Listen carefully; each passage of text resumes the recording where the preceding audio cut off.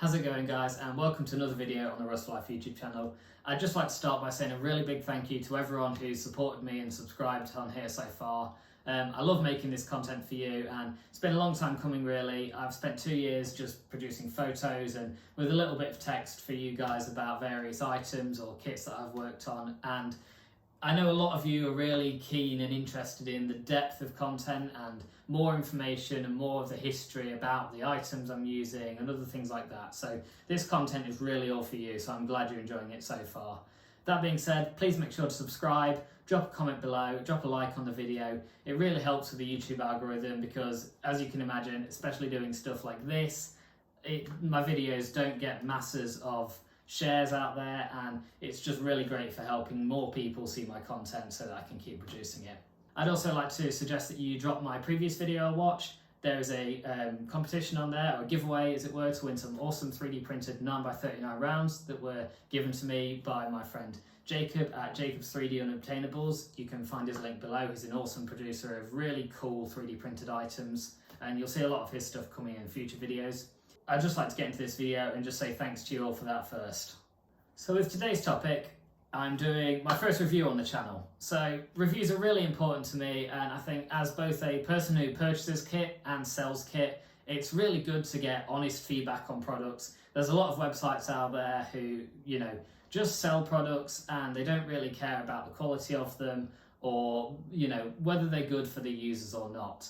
One of the things I really strive to do is I only sell things that I would, want to use myself. And if it's something that I do have for sale, like some of the older vests that personally I don't find that suitable, I will let you know when you're looking at buying one, hey, I've had a go with this. They're not the best for airsoft, but obviously if you're looking to do that era of kit, that's something you need. And it's not always about things being tactical and ergonomic and really usable. It can be more about the aesthetic, which is awesome in its own way. But so yeah, I'm starting this, other series on my channel where I'm talking more about reviews on items, and as well as new modern stuff like this, I will be going into some of the parts in my collection, like some of the older vests and uniforms that I've got, going back and giving reviews on those. For those of you who want to use them and haven't had a chance to try one before, I'll be talking about things like the comfort of them, the fit, the quality of the material, and especially the usability for airsoft. Something I always try to strive for with my impressions that I do is making sure that the kit is actually usable and playable and, doesn't hinder you too much. I know not everything, like I say, can be really, really tactical and plate carrier-y like this, but I really find that it can hinder the fun of and the enjoyment of playing the game if your kit just really isn't up to scratch. And the final thing I'll always touch on is if any of the items I'm talking about have been seen in use with real forces. Well, you can use them for anything. I know that there are a large number of you similar to me who really love doing impressions, and that's one of the things I will always focus on in my channel.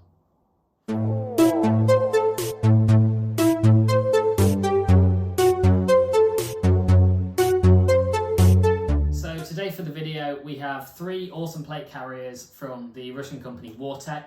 As far as producers of kit go, Wartech are fairly new to the scene. They only started making gear in about 2015, 2016 I believe, but they've gained a massive popularity and a massive fan base over those few years that they've been working, with a lot of their kit being seen in use with real forces. You've got FSB, GRU and SOBA units using their gear over the years, just to name a few.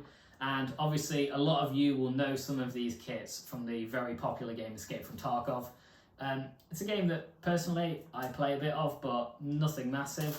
But I know there are many people who really like that game, and if they are buying one of these Wartech bits of kit, it may just be to produce a cosplay from the Bear units or USEC units seen in that game rather than Russian forces. Wartech make tactical equipment like plate carriers, they do chest rigs, war belts, as well as other pouches. There's a lot of magazine pouches, utility, basically a whole suite of stuff that you can kit your carriers out with. And it's all really for a very moderate budget. All of these plate carriers that you see in front of me today, I sell personally for around the £100 mark, which for the quality of them and actually the comfort of them as well and the way they've been produced, I think they are really, really reasonable and good value items, which is one of the reasons why I sell them and one of the reasons why I'm doing this video, to show you just how actually solid they are. Wartech produce all of their kit in a big range of camos, so you've got multicam, you've got MOS, which is basically Russian ATEX FG, you've got EMR, Digiflora, and then obviously they produce all of them in a suite of flat colours: black, khaki, olive, and a few more. That's a bit of an introduction. I'll get into the video with reviewing some of the kit. So we start with a review of the SBS TV102, which to me is probably the most modern and up-to-date of all these plate carriers. It's the only one that has a flush front on the vest, and it is also the only one that has the M2 Rock quick release system on it. This quick release system utilises several plastic tubes on the sides of the carrier and on the shoulder straps, which have a little toggle on them, and all it takes is a pull in the right direction to remove either of them from the vest. I think this is a really cool system for getting the carrier on and off. Some people I've seen kind of worry about it getting snagged on things during playing with airsoft, but I think these require a hard enough pull and it has to be directional that I wouldn't really consider that an issue. When taking the vest off like this, you can also see the nice large Velcro on the inside, which is suitable for either the Wartech's own cap plates or really any other brand that you can fit to it. It's your choice. It's just a generic flat system on the inside. Another feature of all of these vests that you can now see, if I can get it over my shoulder, is the really nice well-padded shoulder straps. All of these have a really nice removable and adjustable pad, which does give you room to put hose lines or slings underneath it as well. I really like these. I find them very comfortable, and you'll see one of my plates carriers in a minute which has real plates in it, which, you know, I still find it very comfortable with having quite heavy steel plates in it even when using these padding straps. With the carrier back together, we can talk about some of the other features of it. So this is the only carrier which has pockets in the side in the cummerbund for one magazine on each side, and this has a sewn in insert to fit a single quick release shingle pouch. This carrier can have front, rear and cummerbund plates. You can see I've got some foam ones fitted in here to try and flesh the plate out a little bit more. These front and rear plates can fit either Granite 2 Russian production plates or both SAPI or Swimmer Cut 25 by 30 centimeter US plates, which is really neat if you just want to use a standard generic kind of replica dummy plate that you already have or can get hold of easily. You don't need to go searching for the granite plates from Russia. Again, with all of these vests, you can actually add a layer of Kevlar for comfort or additional protection behind the plates. It has a separate patch for that, and I find that really useful. When you see my TV103 in a minute, I'm running that with just a thin layer of foam padding behind the steel plate just to make it that little bit thicker and a little bit more fold out. This is a 6-row wide plate carrier, and personally, you know, I don't find it bad. The one I prefer is an 8 wide, but it doesn't feel that much wider, and with having quite a small chest myself, I should probably be running a 6 wide, but I like the one that fits the current plates more. This is a similar kind of shape and cut to either kind of a Cry APC, a Warrior Assault DCS, or the R-Carbide Cabano Cortez plate carrier, which are all popular ones in their own right, and it's not an exact clone of any of them, but it does come close to kind of taking a few design hints from some of them. The only kind of gripe I would have with this carrier is the sizing of it, and I think that's a little bit of a hindsight in Wartech's design, where when they've added these quick release on the side, I don't think they've actually reduced the size of the cummerbund on them. So you can see with this done as tight as it will go at the back, and with plates added in there as well to give it a bit more flex, on my chest it still rocks quite a bit, and I can actually quite easily take this vest off over my head without having to undo any of it. So it's a little bit too loose. So if you're kind of my size, which is a Russian 46 to 48 chest or smaller, you may struggle actually wearing this plate carrier unless you're running caps inside it and have a decent layer kind of jacket on as well. If you're doing that, it might just about be okay, but it's something to be aware of with this one in particular. Currently there's no photos of this vest in use that I can find from a couple of Facebook group searches, but I'm waiting on Wartech to send me some pictures of all of the vests in use. So if they do send me any through in the meantime before this video goes up from my time of filming, then they'll be added to the little showcase at the end that I'm going to do of all of these different vests in use. Most of that will be from pictures that Wartech has sent me personally, so I know that they are Russian customers. Next in the line, we have the 6094 TV103, which, as you can probably tell by the name, is Wartech's take on the LBT 6094 plate carrier. The 694 is a popular carrier that's been around for quite a few years, I believe, and it's been seen around the patch by forces all over Europe. I'm not sure about the US or other continents, to be fair. Unlike the other two vests, this is an 8-row wide front panel, and it also boasts a built-in 3-cell mag pouch. However, this is a removable insert, and you can take it out completely and just close it shut to use it as a flat vest, which is what I tend to do, to be honest, because you can then use it as a 4-wide rather than a 3-wide on the back row. I have spoke to Wartech, and they've said that they will be planning to release some other inserts for this, hopefully for AS Val magazines, which are a little bit shallower, or for Vichaz 9mm magazines in the future, but it's not in the pipeline right now for them to do so. However, obviously this is quite a standard feature, and you can use other branded inserts within this vest. This also, similar to the 102, has side pockets in the cummerbund for plates. However, I'm not fitting them in this one because I think with real steel plates in the front and back, this is heavy enough for what I want for airsoft use. Alex from the future here, and I just wanted to clear this up because I said it a little bit confusingly in the original footage. So this vest comes in 2 sizes, size A and size B, whereas the other vests both only come in 1 size. Size A of the 103 will fit SAPI or swimmer plates in a 25x30 size, as well as both Corund and Bagari plates, while size B will fit your larger SAPI or swimmer in the 27x34 cut, as well as the Russian Granite 2 and Granite 3 plates. Again, you can add a Kevlar layer to this, which I have kind of mimicked with a layer of foam padding behind my plate just to give it a little bit more thickness. The back panel on this one is quite nice, and it has a grabber on the top and a large section of molly on the back.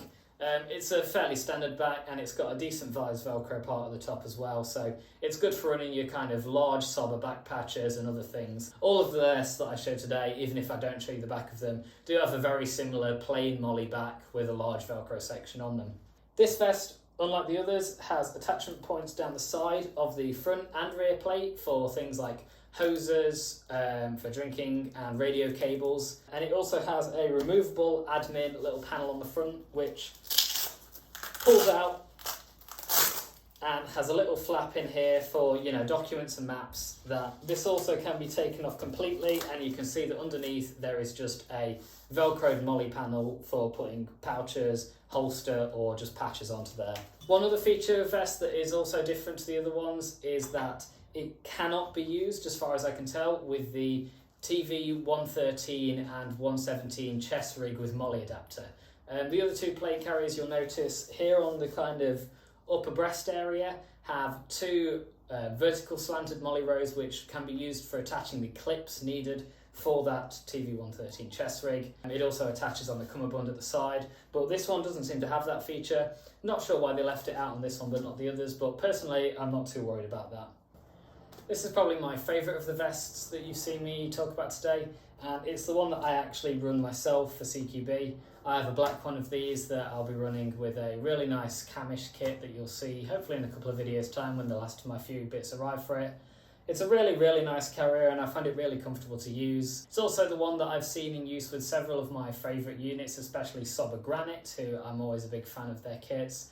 It's also been seen with some GRU units in Syria, I believe, as well as SSO, but I'm not sure whereabouts. Again, photos of this will be in the little video montage at the end. Last up today we have the LBS TV110, which I'm not sure about the name, but I believe it stands for Lightweight Ballistic System. At least that would make sense to me, as this is definitely the most lightweight platform that Wartech produce currently. There is another vest that I would just like to kind of mention in passing, which is the TV115. This isn't currently on the kind of Wartech website and isn't available to buy, but it was a slick plate carrier that you can see a photo of here that they produced for some time. I'm not sure why it's been taken down, whether it just didn't sell or if they may be updating the design and they'll bring it back at a later date. The TV110 has a skeletonized cummerbund on the side, which makes it really nice and light to wear, nice and breathable. It also has a standard kind of shaped front plate and rear plate, similar to the TV102, looking like an APC or a DCS plate carrier in my mind, and it can fit both Granite 2 and SAPI or swimmer plates in the 25x30 size, as well as apparently fitting Corund plates, though I haven't actually tried them in this one myself yet. Again, with all of them, you can fit a layer of Kevlar in these as well, and it also has the compatibility, like the 102, with the TV117 and 113 chest rig with molly attachments. This is the little bits on the side here. Unlike the TV102, this actually, as you can see, has a built-in pouch on the front of it. It's a 3-cell like the 103, however, if I take one of these mags out, you can see that the actual pouch itself isn't removable, it's not an insert, and if you want to kind of ignore it, you just remove the woggles from the top and flatten it down to run this as though it was a flat plate carrier. It's nice and snug fitting. I think this fits as well, if not even slightly better on a small chest than the TV103, so if you do want that kind of more snug size, snug shaped 6-wide plate carrier, then I definitely think if you're a smaller person like myself, this fits much better than the TV102. And while it doesn't have the kind of fancy quick release, I don't think that's much of an issue in my eyes. This plate carrier I think is probably the most popular one that they produce. It's been seen a lot with the Oman Burkut unit down in Crimea. Sober are using it as well, especially Sober Granite have seen it, and quite a lot of other Rosvagordia units around the patch. It is also the one that is seen in the Escape from Tarkov game, and I believe that is actually a green olive model like you can see me wearing here, but in the game they show it with a lot of pouches attached to it, so it can look a little bit different. Personally, like I say, this is a really nice plate carrier, just like the other twos.